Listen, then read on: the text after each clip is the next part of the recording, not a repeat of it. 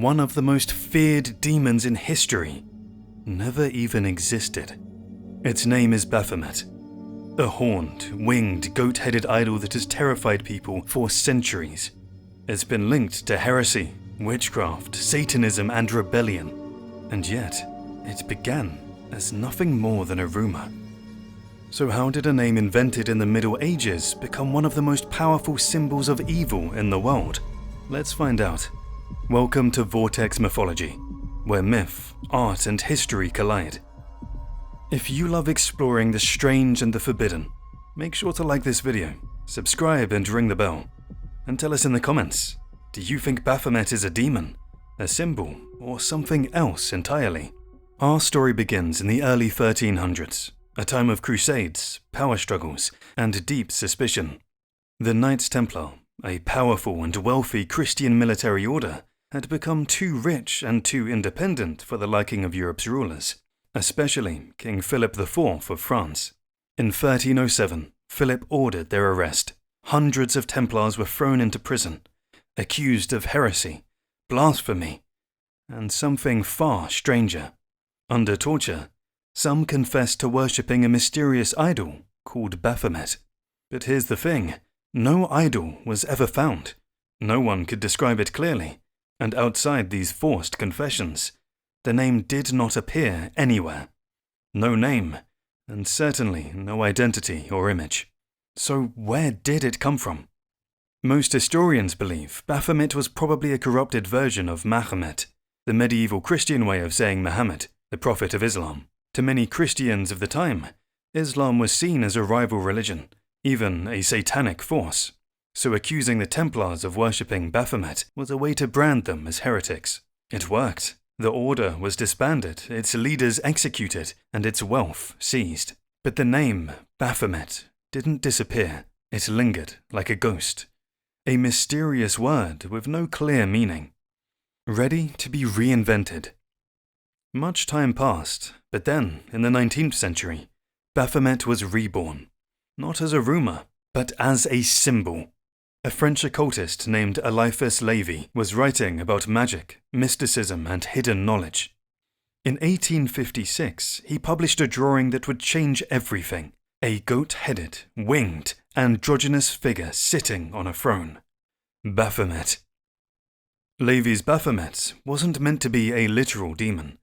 It wasn't Satan either. It was a complex symbol of balance. Light and dark, male and female, heaven and earth. Its hands pointed up and down, showing the link between the divine and the earthly. It had both male and female traits, symbolizing unity.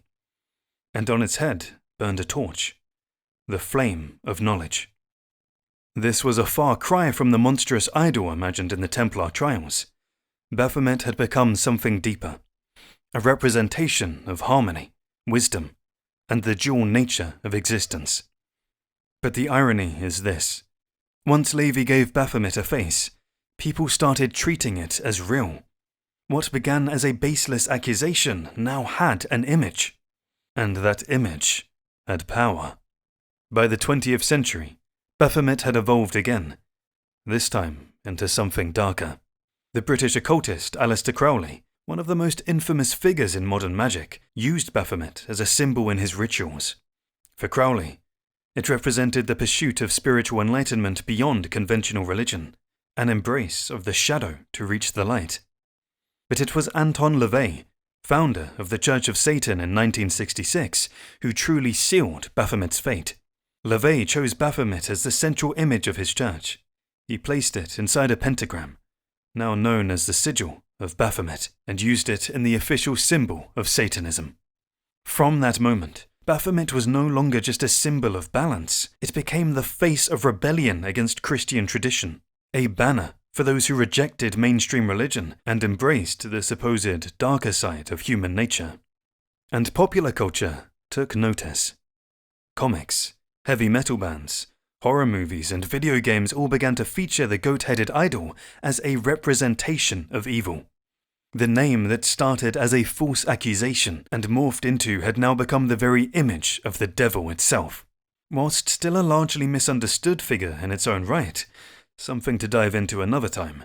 To the masses, particularly those of a religious mind, this blending of characters, symbols, and meanings became something very real. It came to embody all that was dark, unholy, and to be feared. But here's the truth, and it's the part most people never hear. Baphomet was never a real demon. There is no ancient myth, no pagan god, no pre-Christian worship connected to that name. It didn't exist in folklore, religion, or ritual. It was invented, first as a smear against the Templars, then reshaped by occultists, and finally turned into a modern icon. And yet, despite not being real, it might be one of the most powerful demons of all time. Why? Because it reveals something deep about us. Baphomet shows how humans create monsters to explain their fears. In the 14th century, it was a tool of political power, a way to destroy a dangerous rival. In the 19th century, it became a symbol of hidden wisdom and the balance of opposites, a deeply thoughtful and spiritual symbol born outside of mainstream religion. In the 20th century, it became the face of rebellion. Each version says more about the people who invented it than about the thing itself, and each version carries with it a misunderstanding, and so to many, with little knowledge of their history or true meaning, the image of a goat-headed figure, one hand raised, often framed by strange symbols, instantly stirs a sense of unease, some even reacting, even repulsion, others with a feeling of dark intrigue. Whilst of course, those who know it more intimately, it represents something far more positive, and something far more powerful still.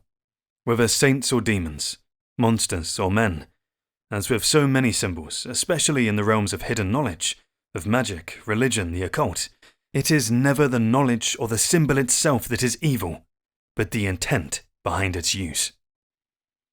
Today, Baphomet stands in statues outside courthouses, appears on stage with rock bands, and sparks debates about freedom, religion, and identity.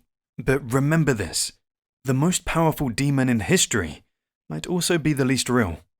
Baphomet has never existed outside of human imagination, and yet its image still has the power to inspire, to terrify, and to challenge everything we think we know about good and evil. Maybe that's the point.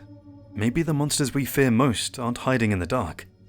Maybe they're the ones we create to embody our fears, our desires, and our defiance. Thanks for watching Vortex Mythology. If you enjoyed this deep dive into the strange story of Baphomet, give this video a like, and subscribe for more journeys into the dark corners of history, myth, and art. And tell us something in the comments. Do you think Baphomet is a symbol of evil, of balance, or something more? Until next time, stay curious, stay bold, and remember, sometimes the most powerful demons are the ones we invent ourselves.